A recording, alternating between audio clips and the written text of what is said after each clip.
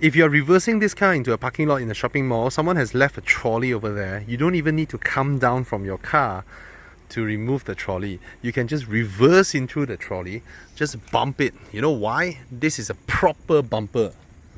I don't know whether you can see it from here or not. See that? I can push it in and it will just bounce out.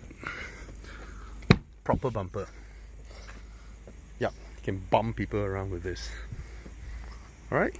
You won't have a dent there, unlike those very stylish car. You bump into something small and then immediately there's a dent there. Nope, this thing will just bump it off.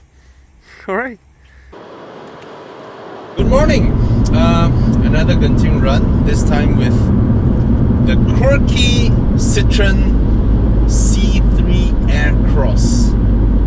Quite a mouthful for the name, but as you can see, it has a really quirky interior. As we all know, all Citroens have their own unique take on things. I initially was supposed to start the video while going uphill Gotong, but the highway drive is rather relaxing. I think this is a hallmark of all French cars. Anyone who owns a French car, Renault, Peugeot, Citroen, you would have agreed that all their cars are very comfortable. Okay? The way they do their seats, basically they do this. They make cheap cars comfortable. Right? In terms of suspension, in terms of handling, in terms of power, they have no intention to make their cars looking luxurious, apart from a few attempts from Peugeot. Other than that, most of the time they just make lovely small little cars with small little engines that you can drive across continental Europe comfortably. I think there's a certain way that the French does with their suspension and seat, the cushion of the seat. They all feel very similar. You can come off this car and you hop into a 2008. Of course, they're sister companies. But if you hop into a Capture, a Renault Capture, you will have that kind of ride sensation as well. Okay. Now this one is fitted with the 1.2 liter turbo. Of course, in Peugeot they call it the PureTech engine. I'm not sure if Citroen they call it PureTech as well, but it roughly produces the same thing. 122 horsepower, 205 Newton. So on paper you're like, only 120 horsepower, but it's the Newton meters that gives you that punch. Never for once I felt this car needs more power. In fact, it gives you that sensation, that false perception that you thought your car still had a lot more go in it until you reach higher speeds and you're like, hey.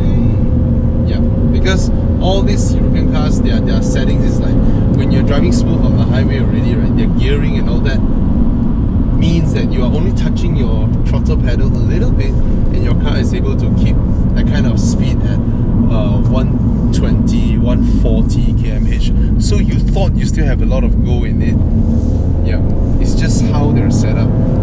Okay. In terms of the drive, now this is a tall pseudo SUV. So basically, it's even though it has the dimensions of a hatchback, it's not a hatchback. It's rather tall riding, and from exterior you would have thought like, hey, this looks like the kind of dimension that a countryman would have. You know, you would have had that kind of impression, where in fact, I should have throttled earlier. It's actually a very small car. The body roll is there, so I have to manage it. And another thing that compounds this is that the body, once it sits down, It's not the type where it will just sit there. It rebounds a little bit after it sits. So that is the thing that makes you feel a little bit unnerving. That part will make you feel unnerving. But overall, it's a French car. It handles, it corners, does it well.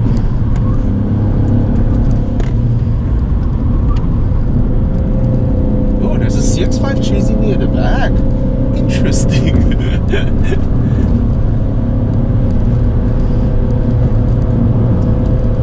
Of course, the CX-5 is fantastic on these roads.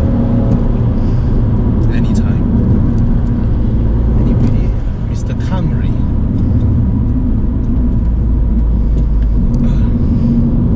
It's a fun car to drive. I mean, if you've driven in France or the south of France, oh, their roads, these are nothing. These are highways for them. Their roads are small, tight.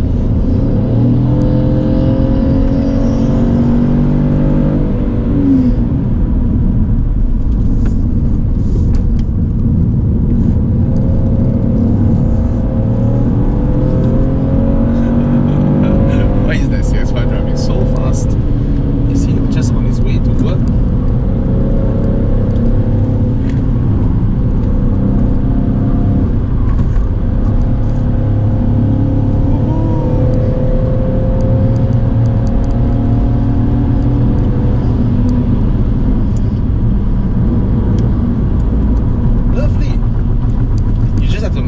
The weight transfer a little bit because of the height of the car, but other than that, it feels very nice on its feet.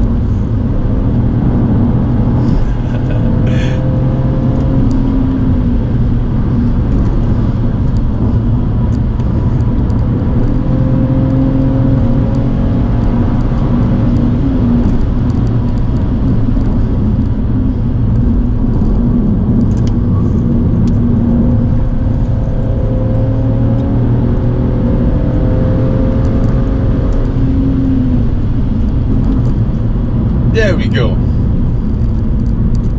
Small, lovely, and sorted in a cheap way. What do I mean by that? It has none of the sophisticated things, you know, sophisticated suspension or a chassis setup. None of that, right? This is a relatively affordable car in Europe. It's small, practical, functional, and it's well tuned. Suspension is good, comfortable.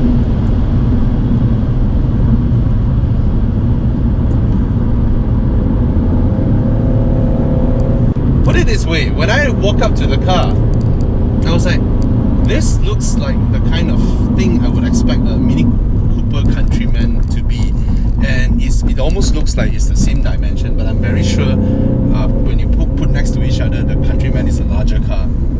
However, and then it gives you the kind of quirkiness, cuteness that a Countryman gives. Okay, and it's 150,000 ringgit cheaper. So if I were to compare this directly with a Countryman, this almost seems like a super value proposition. But if I were to compare this with a HRV, which is the same price as this, the HRV does everything this car does better. And now you have a weird dilemma. This car, when compared to a Countryman, is like a sure win. It's like a 70% score win. It's like, yeah, of course, it's 160,000 ringgit lesser, right? If you put aside everything else, right? And then, but if I were to compare this to the HRV, this car lost in every measure, apart from the quirky styling. Yeah, so it's about putting this at which battlefield. Right, let's have the walk around.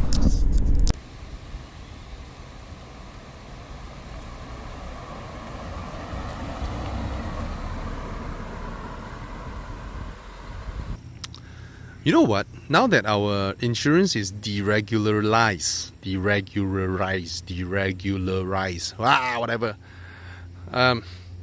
I think insurance companies should put a very low premium on this car compared to the likes of a Vios or a HRV or a City. You know why? Those cars get stolen. This one will not. Okay? No self-respectable car thief would want to risk being scolded by their boss for stealing a Citroen. So if I were to be buying a car for my daughter, let's assume she's 16 years old, I would go for this or something special, or a Peugeot, you know. Yeah, instead of the usual cars. Now if I were to compare this with a Renault Capture, so if you're someone who don't want the regular stuffs out there, you want something special, you want a French car or European car kind of riding experience and all that, this car beats the Capture in every way, in my opinion. Alright, except maybe handling. The Renault Capture's handling is slightly better than this. No, it's better than this. But the drivetrain of the Renault Capture loses out to this in every measure. This engine responds so well. The gear changes are alright. Whereas the Renault Capture has a dual clutch that doesn't perform like a dual clutch should be. Alright? And I think this is way more stylish than the Renault Capture. And this looks way more expensive than 115,000 ringgit. It looks somewhat 150, 160,000 ringgit. In that respect, when you consider a Golf is about 160,000 ringgit. Alright, cheers. First of all, of course, we have to go through the design because they put so much effort in its design. And this is how the key looks like. Alright, a nice fob that almost every car maker is now moving to these. We have to thank the Germans, right? They started that. Okay, let's have a look at this car. You can see a lot of styling details, a lot of little cubes that goes around the car. The tail lamps, look at that.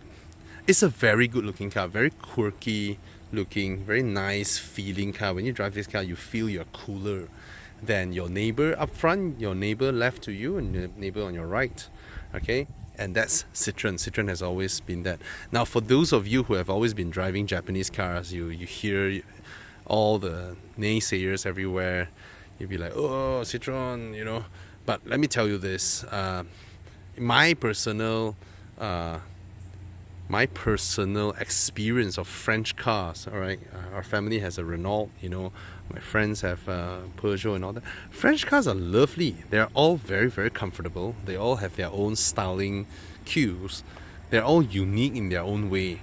So unlike the Asian car makers where everybody seems to be producing cars that is just a batch swap away from everybody else, right? Anyway, let's look at it. You have these rubber clad bumpers. Yes, the whole thing is one piece of soft rubber. Sorry. And you have these little pads over here. It looks cool. And let me tell you this, these are functional. You see, the Germans and the Japanese, they will make cars with a lot of body lines that flows into the bumper and all that, with creases and all that. Now I tell you, those cars, those Japanese cars or German cars for that matter, in the French environment, okay, they will be full of dents. Why? Because the French are the last people on earth who still use bumpers for what they are, why they are named bumpers for that matter. They really do use this to bump around other cars. If you've been to France, you see that their parking lots by the side of the road is not in individual boxes, but is in one long triangular box that you just try your best to squeeze your car in. So people in France, they actually use their bumpers to push other cars when they want to park their cars. All right. So when you have these type of rubber bumpers, it's functional. Yes, I kid you not. Okay, it's not like in Malaysia or Singapore where when somebody touches your car with their car, somebody has to pay somebody money, you know. In France, they'll just flip you a finger and ask you to, you know, just F off. Okay, now the little badge here, C3 Aircross, and the huge, they call it the chevron. I don't know why, maybe that shape is called chevron. Citroen. In France, R is pronounced as Citroen. Yep. And Renault is called Renault. Yep. Okay. The third quarter window, they have this little cute stickers, but I don't feel the stickers. I think these are fused in with the lamination on the glass. Very quirky, very cute. And this has to be the coolest roof rails ever mounted to a car. Look at that, you even have that. This is very interesting. Okay, and then you have color-coded side mirrors. Okay, and then these are rubber clad as well, or it's just a coating. Yeah, it's a coating. Very nice. And look at the headlamp. Look at that. Now this looks like the headlamp, this looks like the fog lamp or running lights, but actually this is the headlamp, these are the running lights and the turn signals. So they make use of the chevron logo, you know, to extend to the outer edges, and then you have these headlamp cluster here with that little color-coded surround, and then all these cubes are there in the bumper, even the lower bumper as well. The whole car just looks really, really good. You just think of all the Korean cars, Japanese cars. Oh, two headlamps by the side, and grille, you know. And Citroen, they're just doing their own thing. It's just so cute, so unique. And the curvature on the bonnet, you can see that, the bulbous thingy. So this car looks really good. It's a crossover the size of a HRV, and not a lot smaller than a Countryman, to be honest. And even the wheels, look at that. Very, very unique styling. A bit here, something that looks like a spoiler, but it's just for styling purposes. I don't see any aerodynamic stuffs going on there. Anyway, that's the boot. And then you go like, oh, that's not a very large boot, is it? Okay, it's not very big. This looks like slightly taller than that of a Subaru XV's boot. And then you have some moldings here for you to hook your stuffs. That's about it. A light here, and then you see this. This one has a false floor. So if you put it up here, I mean, let's assume this car belongs to a lady. You can hide your shoes underneath, and you can still throw your gym bags, your yoga mat, your bags, your other stuffs here. You can put all your stuffs here, and then you can actually have a false floor come down when you need it. Okay, when you need more space. And then of course this one is easily removable, very simple way of doing it. Okay, and of course you can fold the seats down. Now this is not an expensive car, so they didn't make but actually that the lever is here, so it's alright. You can drop the seats if the seat belts are out of the way. Ouch. Yep, there you go. Not Germans, Europeans. So the bottom part of the seat actually pushes out, and then you lower it that way. You can fold flat, provided you put up the false floor.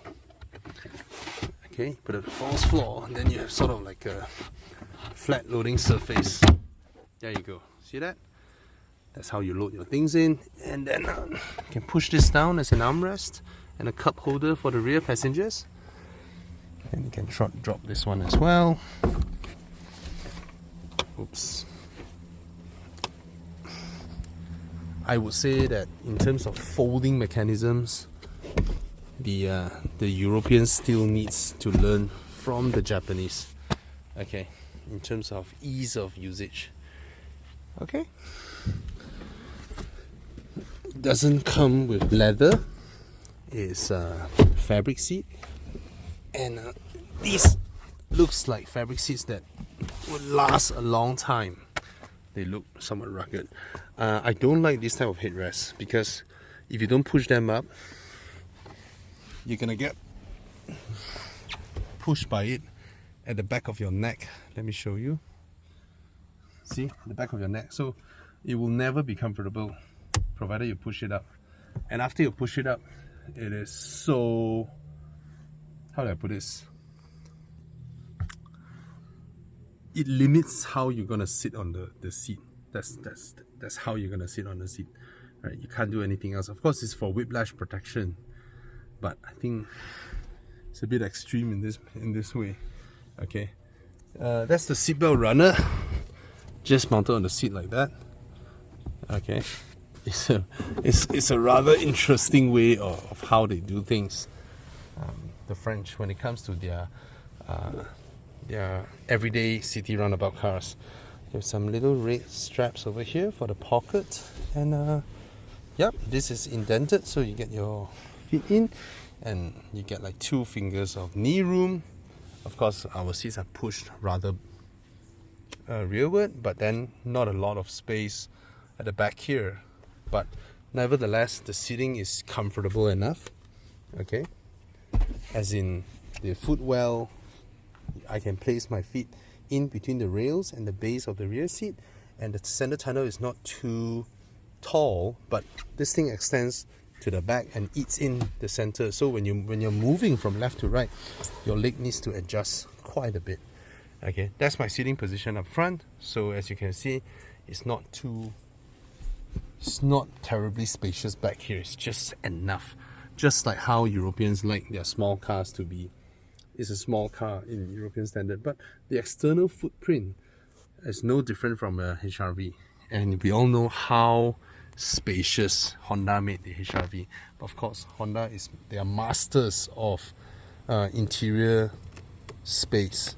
Alright, this is the door panel. The whole panel is one piece of giant plastic, and of course they add some indentation here to stylize it. Good effort in terms of balancing low cost and trying to make it look interesting. Okay, this one is square as well, and you get a door panel that you can't put in big bottles. The speaker is here, so they should have opened it up, but if they open it up and they want to mold it in one piece, this part may feel flimsy. So I reckon they could have had a larger opening here. Okay, it's a rather small armrest, but it's alright. My forearm is wider than the armrest. Nonetheless, it's a small car. The positioning is a small car. Okay, and you get this. How many cars of this segment get this? This is what you get in like a 3 Series or something. But we have a problem here, Houston. Why? something is terribly wrong. I think they need to go back and look at what went wrong here. Okay, it's obviously something is not right. You can't. That's the max it will go. Something is terribly wrong here, and it's the same on this side. Let's hope it's not. I'm not joking here, okay? This has to be some batch error that I believe the automaker would have a new batch of this blind to send in to replace. If not, it just doesn't make sense. Alright. That's hilarious. Okay. Oh, do I get keyless? Oh, that's keyless. Cool. And it's the touch sensitive type. Nice. And the mirrors fold out. Okay. The front doors are a lot better in terms of how they size it. The speaker grill is over here. And here, by right, the opening is enough for you to put a large bottle. However, there is this molding in here, which this is not big enough for our 1.5 liter bottle. I reckon if it's not full, you'll be able to squeeze it in. Nonetheless, it's a user-friendly door pocket. You can just throw things there without looking at it. Now, weirdly, there is this surface here that looks like Alcantara with stitching, but it's actually a plastic with real stitching. It's like a soft touch plastic, a panel of soft touch plastic with real actual stitching there. Weird. Okay, this is nice to look at. Metallic effect, satin chrome. Other than that, these plastics look rather rough to the touch. There's a rubbery feeling to it. The European type of plastics, you know. These are alright, hard plastics all around. And a good enough combination, I guess, because in Europe it's not an expensive car. We must not forget that. Okay, they try their best to make it look as interesting as possible. Now, coming inside here, as we know, the French, they spend their time when it comes to design. You know, they just don't want to live with the usual kind of designs, but sometimes they do things in a way that's just weird, right? This thing is a bit elaborate when it comes to its design. See, the thing is this: maybe the designer has a higher ranking. It's higher ranking in Citroen than the engineers. So he sits nicely on his desk. He just draws, and then he draws these little square orange boxes or trapezoidal boxes. And the engineer has no choice. They have to make it because it's already approved, and they have to do it. All right. Whether it's just interesting. You know, it's not the most user friendly, but I guess that's art. This looks like a standalone screen, but actually it's not. It's just one screen panel, but it was designed that way to look modern. Okay. Turn it on. Okay. Wait. Let me start the car. Start the car, and then you have the aircon panels here. It's touch panel. In terms of the sensitivity and the response of the screen, it takes about half a second to register everything that you press. Okay, it takes maybe less than half a second. Yep, that's how it is, right? But it's rather well equipped. Okay, this thing, it has Android Auto, Apple CarPlay, Mirror Link, and then it also has satellite navigation. Hey, not bad. I mean, that's the aircon controls. Oh, I off the aircon. And then you can do your parking sensors, traction control stuffs over here. You can adjust them here, diagnostic, and your phone. When you press them, they don't give any feedback to register any clicking input. Anyway, look at the buttons here. You have a nice panel that actually matches up. Sorry for the mosquito. You have a panel that matches up to this, and then they design the buttons accordingly. This is, if you watch my review of the ES, I was talking about buttons in the car that doesn't match its design. This is one thing that the Europeans won't fail. They will do their designs nicely, and everything just matches up nicely. Even these little buttons here, using this indentation here. So yeah, the Europeans. And then you have some soft touch material here. These are hard plastics. It's all right for me. The touch point is here, and then these are all smooth, the nicer quality plastics. But there's one prevalent thing all around this car that I noticed. Okay, you have door pockets. Okay, but somewhat they're not wide enough for bottles, and then you have a little, I mean, a lot of people like to put their stuffs here, right? But it's not deep enough for you to put anything meaningful. I mean, if it is 1 inch wider and 1 inch deeper, you can put your smart tag, you can put your phone here. Now it's strictly just for coins and using your hands to open it. Okay, again, this repeats itself over here. These are the cup holders, but they are by no means deep enough to hold any cups in any reasonable manner. You throw one corner and then I think your cup's gonna fall. Okay, and the cup holders are here. It's not very deep, and when you go through any bumps and all that, some spillage might happen. And then the USB ports are here. The 12-volt sockets are here, right there to welcome your spilled juice. It's just interesting. And then you look at this indentation, you thought, oh, there's a place for me to put my phone. No, it's a place for you to put your fingers in to pull this out, so that you have a deeper compartment when you don't need your cup holders. It's not very deep. I think the cup holders are fine if you order those French or Italian lattes. Okay, certainly not for your grande or venti coffee bean. So if you are a proper coffee drinker, this cup holder is fine for you.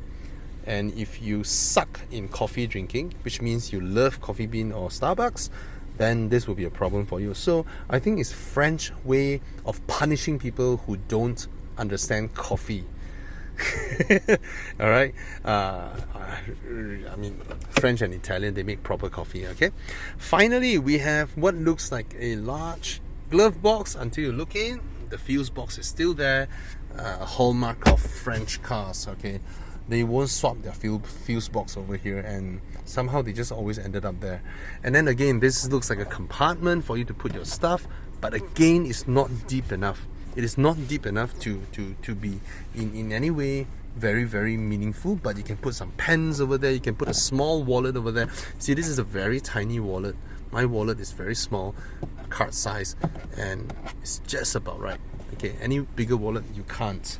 Alright, a woman's purse, a dream on, no way. And then this looks like a compartment here, and then you can put your smart tag. Looks not just nice until you release the handbrakes and this gets in the way. Then you have to take it out to drop it. After you drop it, you can put your stuff barely. So it's interesting. They design a lot of indentation in the car for your hands, right? This is one, this is one, this is one. But how us Asians use our cars, maybe we like to litter our cars with a lot of stuff, and then you have a little cubby space at the back here. That's about it. So this car from outside, it looks like a car that will have a lot of cubby spaces for you to store your stuffs, but actually it's just about there, you know. I think I have this feeling with the Corolla that I reviewed yesterday, right? And if you compare this to a Mazda 3 is masterclass in that. So when you look at this quirky car as a proposition, if you want a cute car that shows your individuality, that shows that you're not the same as everybody else, and all this while you're thinking of the Mini, since Volkswagen is discontinuing the Beetle now. I mean, this looks far better than the Beetle. Okay, for 110k, 115k, you know, I'm sure they're gonna give discounts and all that, given the current market situations, right? This is like the lowest entry point for you to buy a car that looks cool, that looks like you're not just aftering bang for buck. You know, you can step out this car if you're a youngster who you are very fashionable, you are a fashion blogger, or you're an influencer, you dye your hair green or grey color, you know, you're very cool looking, you wear like a rugged jeans and some jeans jacket or whatever. I'm not a stylish guy. Okay, stepping off this car feels just nice. It fits your personality. Okay, of course you would wish to own a mini Countryman, but that is 150,000 ringgit away from this.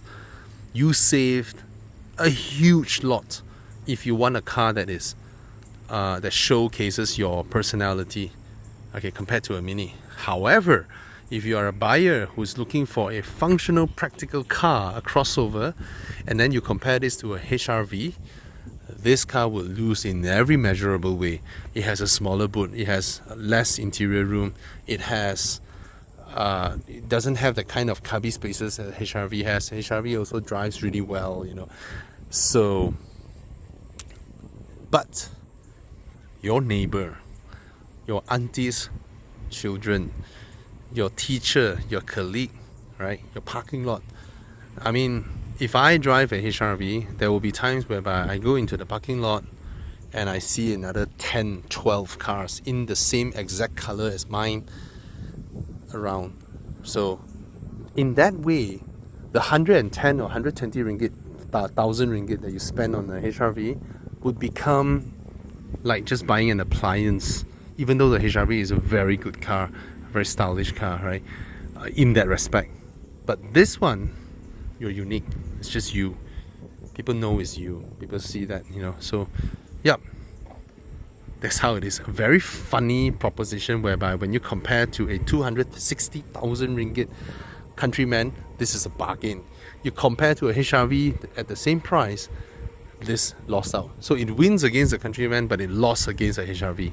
Very, very interesting. That's my conclusion. All right, that's the Citroen C3 Aircross. Cheers, guys.